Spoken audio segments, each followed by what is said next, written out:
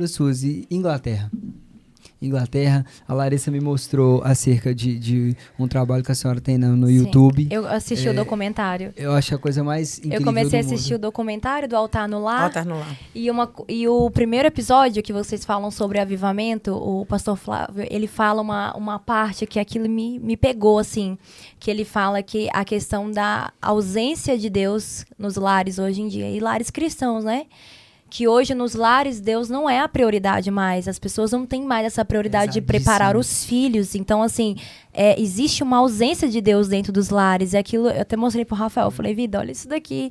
E que você também fala sobre uma casa de oração que você fez em casa. Eu queria saber mais sobre isso, assim.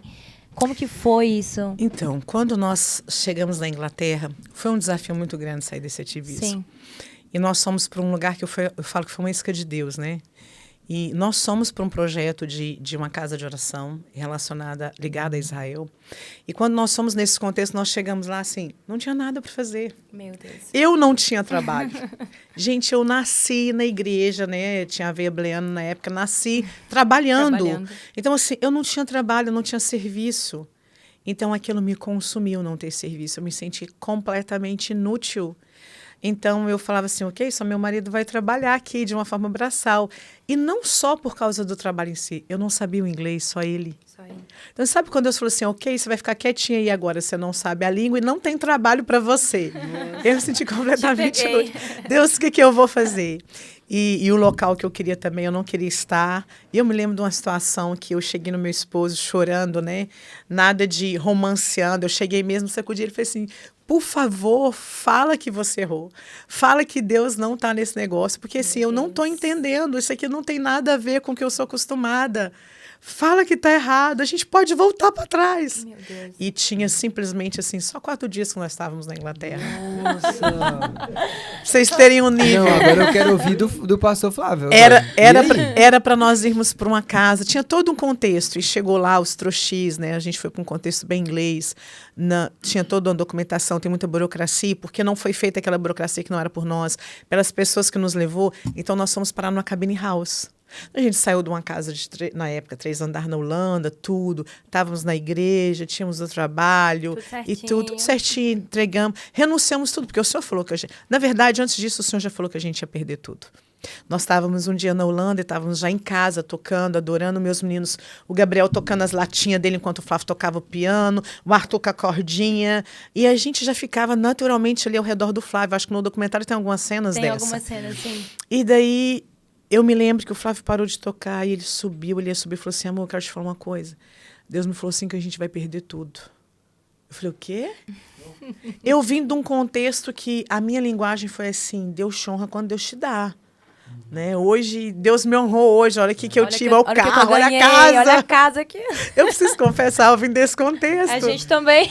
E eu treinava pessoas para esse contexto. E esse contexto foi um campo tão bom para mim que eu treinava líderes para isso. É isso. Ele não era só meu conselho, eu comecei a treinar pessoas para isso. Que é essa mentalidade. Meu esposo ele nunca foi uma pessoa disso. Ele nunca coube em nenhuma caixa. E aí o que acontece foi que naquele dia ele falou assim, o Senhor falou que a gente vai perder tudo. E eu levantei e comecei a chorar. Falei assim, tá amarrado em nome de Jesus. Eu repreendo essa palavra. Agora que nós estamos ganhando. Né, gente, assim, chegava na cozinha, nossa cozinha era toda de vidro e dava para ver o lago. Era uma coisa assim linda. Ali aqueles canais de Amsterdã, né? Quem tá aqui que é da Holanda sabe onde a gente morava. E daí eu falava assim, tá amarrado. Por quê? Eu vim do contexto onde eu perdi meu pai com 10 anos. Sim. Ele tinha sofrido um acidente, então eu fui órfã. Eu vim do contexto onde o meu irmão foi assassinado com 9 tiros. Eu tinha 19 anos, meu irmão foi morto. Eu vim do contexto onde eu passei um acidente que eu quase fui a óbito. Então, assim, eu passei por muitas perdas na minha vida. A minha família paterna, ela se reunia mais para velório do que para Natal. Então, falar isso para mim, a perda para mim, ela tinha uma dor, ela carregava uma dor muito grande. Então, eu falei para ele assim, não, tá amarrado, isso não é de Deus. Que Deus é esse que tira? Que Deus é esse que tira, exatamente. Ele muito sabiamente virou para mim e falou assim, amor, faz o seguinte, você ouve Deus muito bem. Isso foi o que ele falou para mim. Eu vou subir e vou deixar ele falar com você. Questiona ele. Meu Deus. E ele subiu. E eu lancei no chão, comecei a chorar, porque eu conheço meu marido. Se ele falou, Deus que falou, eu sabia que era Deus que tinha falado. E esse que foi meu grilo. Uau. Por que você falou isso para ele, Deus? E eu comecei a chorar. Eu não esqueço dessa cena. Eu comecei a chorar e eu me lembro. Foi como se, sabe quando um pai ajoelha para ficar da altura do filho? Meu Deus. A sensação que eu tive foi que o Senhor estava ajoelhando, levantou meu rosto e falou, filha, eu vou te dar uma opção. Em vez de sentir que você está perdendo, você pode escolher entregar. Isso foi muito forte, eu falo muito isso no livro. E eu entreguei. Eu falei, Deus, então eu te entrego absolutamente tudo. Tudo. Casa, amigos, igreja, qualquer coisa. Então, quando nós fomos para a Inglaterra, já não havia nada. Então, naquele momento que eu falei para ele assim, eu vou voltar para trás, fala que não foi Deus. Ele me parou, segurou no meu ombro e falou assim, Deus está nesse negócio tão certo como o ar que eu respiro. Meu Deus. E me soltou e saiu. Eu comecei a chorar. Né? Porque mulher é o que a gente faz em crise, é chorar. Chorar. Eu comecei a chorar e o Senhor falou assim, enxuga o rosto, porque eu não te dei habilidade à toa. E eu lembro que eu falei assim, olha Deus, olha aquele lugar. Que lugar é esse que o Senhor me trouxe? Né? A Cabine House. Eu tinha olhado outro lugar. Por isso que eu falo que foi uma isca de Deus. Sim. E o Senhor falou assim, enxuga o seu rosto, porque eu não te dei habilidade à toa. Você vai entrar dentro daquela Cabine House, você vai transformar aquele lugar. Você vai arrumar a mesa e vai trazer sua família para a mesa hoje à noite. Eu entrei. Olha, eu não sei te explicar. Eu transformei aquele lugar em um dia. Mesmo que eu fiquei nele poucos dias, eu transformei aquele lugar. Eu não tinha forro para pôr na mesa, porque Deus mandou a gente sair da Holanda só com mala. Nós demos absolutamente toda a casa, móvel, tudo. E eu me lembro que eu peguei um lençol e coloquei o lençol na mesa, coloquei flores. Algumas mulheres já participaram do curso que eu dou na Inglaterra, que chama Hospitalidade, sobre pôr a mesa. Uau. Quem fez esse curso sabe, ele não tem nada a ver com mesa posta. Ele tem a ver com o pão da presença. Meu Deus. Quando Deus está na mesa, você resgata o coração do marido, dos filhos. Você ganha a nação à mesa. Sim. Hoje, todo o vínculo que nós temos com a organização missionária, com amigos, com mentores nativos, todos foram ganhados à mesa. E foi a partir daquele momento, daquela situação que eu passei. Então, às vezes, nós olhamos a crise, a situação e falando assim, não, eu não quero viver isso nesse país. Olha como eu vivia no Brasil. Não, eu não quero passar por isso. Sabe, Deus está falando, olha, para de olhar as situações. Olha o propósito, né? Então, eu acredito que o nosso maior desafio como mães também é olhar o propósito. Porque às vezes a gente preocupa com o que a gente vai comer, Sim. o que a gente vai beber, o que eu vou vestir, né? Meus filhos vestiram muito tempo roupa, muitos e muitos anos, roupa ganhada de pessoas, sabe? E você sabe que foi o mais desafiador? Eu acho que eu nunca contei isso em muitos lugares. Sim. Na Inglaterra, nós íamos para a fila de bank food. Na Holanda, eu recebia pessoas na minha casa e dava comida para os outros, para qualquer imigrante que chegava. E muita comida. Na Inglaterra, o Senhor pediu para o Flávio 1 ano. Me dá 1 ano. 1 ano eu quero você só para mim, tangendo só para mim.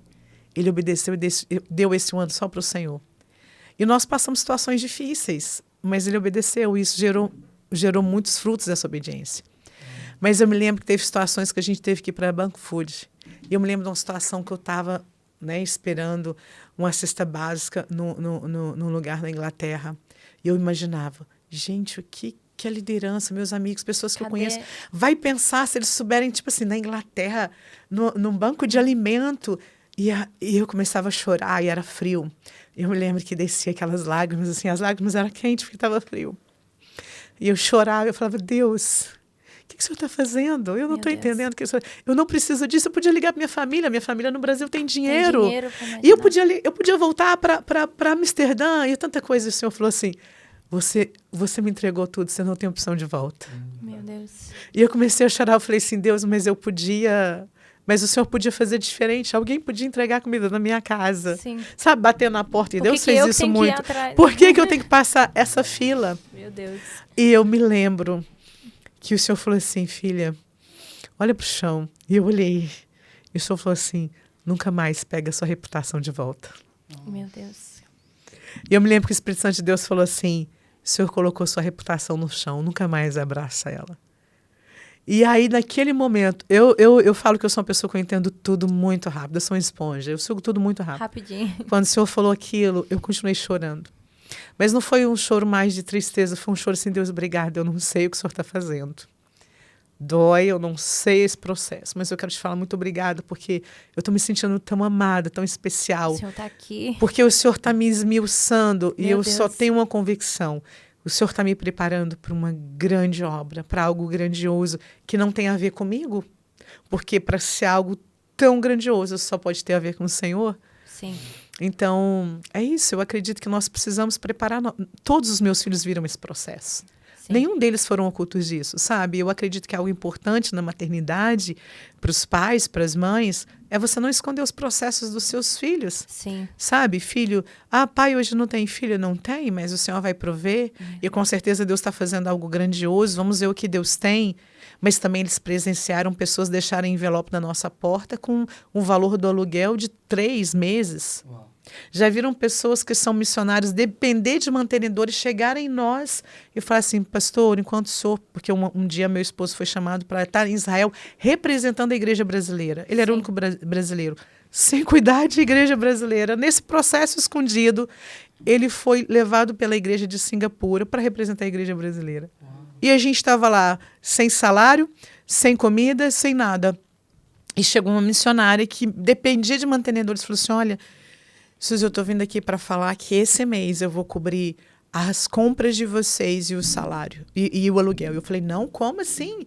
Não, você, tipo, né, você é uma missionária. E, tipo, eu pensei, né, como assim? Você não tem nem como comprar um sapato novo para você?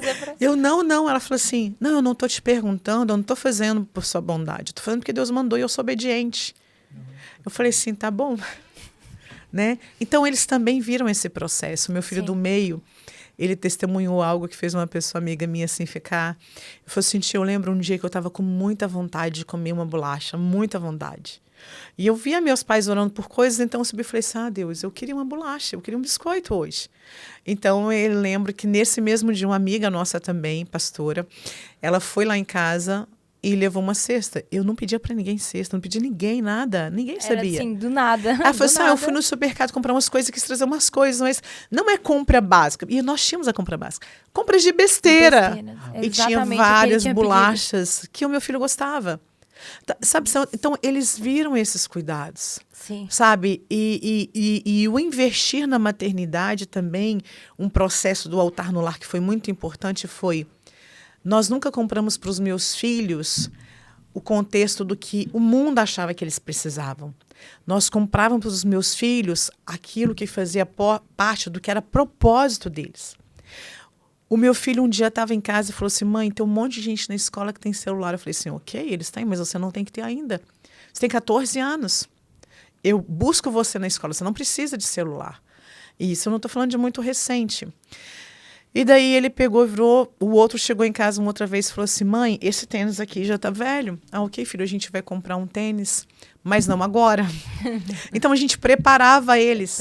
E eu me lembro uma outra estação que o outro chegou e falou assim, mãe, eu queria tanto aquele skate. Sabe aquele skate que vai para lá e para cá, é automático, elétrico? Sim, aquele que sobe. Esqueci o nome, gente.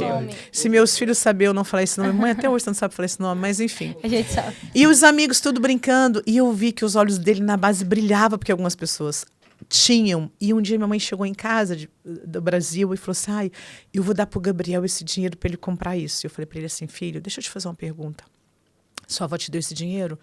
Você vai comprar isso? Ou você vai comprar um instrumento?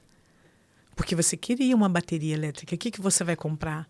Aí ele falou assim, mãe, não sei, eu queria comprar o brinquedo. Eu falei assim, não, eu sei que ele vai ser legal para você. Mas assim, o que realmente é o propósito? Ore sobre isso, filho. Meu Deus. E ele foi orar. E no outro dia ele falou assim, vó, obrigado, mas eu não vou comprar o skate, tá? Eu vou comprar a bateria. E eu falei para ele, filho, você tá comprando para me agradar ou você tá comprando porque você quer? Ele falou, nenhum nem outro. Eu tô comprando porque é o propósito. Eu falei, então tá bom. Tá bom.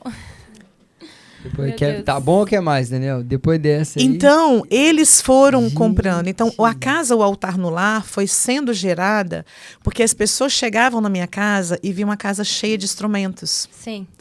E tem outra coisa, talvez é fácil as pessoas falarem assim, é fácil porque o pai é levita, então o filho é levita, né? Nem vou usar essa palavra levita. O pai toca, o filho toca. Não é isso. Porque eu sei que tinha um dos meus filhos, gente, ele não tinha aptidão absolutamente nenhuma para tocar, para nada. Então, nesse processo, eu observei para todas as pessoas que existem coisas que nós precisamos fazer que faz parte do propósito. Você vai para um lugar, você não tem alguém, você vai ser enviado para um missionário, para os ribeirinhos, ou você vai ser enviado para o leste europeu, para a Romênia, e você não pode levar uma equipe de música, mas você está preparando para esse tempo. Você tem condição de se preparar e tocar um violão, pelo menos 3 músicas. Isso vai exigir preparação e dedicação.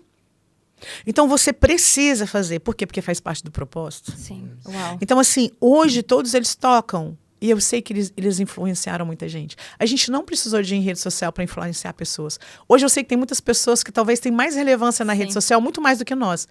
Eu tenho convicção que inspirou essas pessoas. Entende? Eu tenho convicção. E ok, tudo bem, as pessoas não têm que... Você não tem que inspirar as pessoas, você precisa falar, foi fulano que me inspirou. Não, você não tem que fazer isso. Você tem que simplesmente só inspirar. Quando nós fomos para a nossa primeira casa... Nós tínhamos uma sala, quando foi a casa mesmo que nós mudamos na Inglaterra, em 6 meses, 12 vezes. Nossa, que isso? E isso porque nós deixamos uma casa na Holanda. E moramos com a família alguns meses, em um quartinho. E depois para a organização missionária, e depois dentro da base da Jocum. E eu me lembro que quando nós mudamos para essa casa, e nós passamos por uma sala, o natural, vou encerrar com isso que o foco...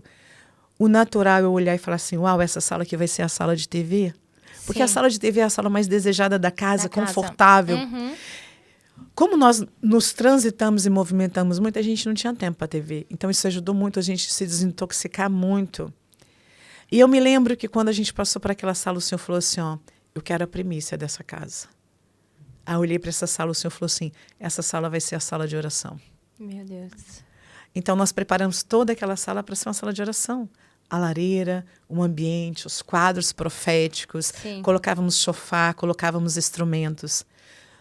O meu filho tocava só um instrumento, o outro arranhava em outro instrumento, mas a sala tinha mais de 7 instrumentos. Todos os instrumentos que a gente podia tocar, a gente tinha. Mas se eles não tocavam, quando pessoas diferentes vinham orar, sempre tinha alguém que tocava algum tipo de instrumento. Meu Deus. Então, a casa, ela de verdade, 7 anos, hoje nós estamos manifestando a base, hoje com o movimento de oração, mas assim, antes disso, ela não foi feita, ela foi gerada. De dentro para fora, 7 anos. 7 anos sendo gerada. 7 anos. Sim. Esse ambiente. Todo mundo que chegava falava assim, gente, o que tem nessa casa? Sim. Meu Deus.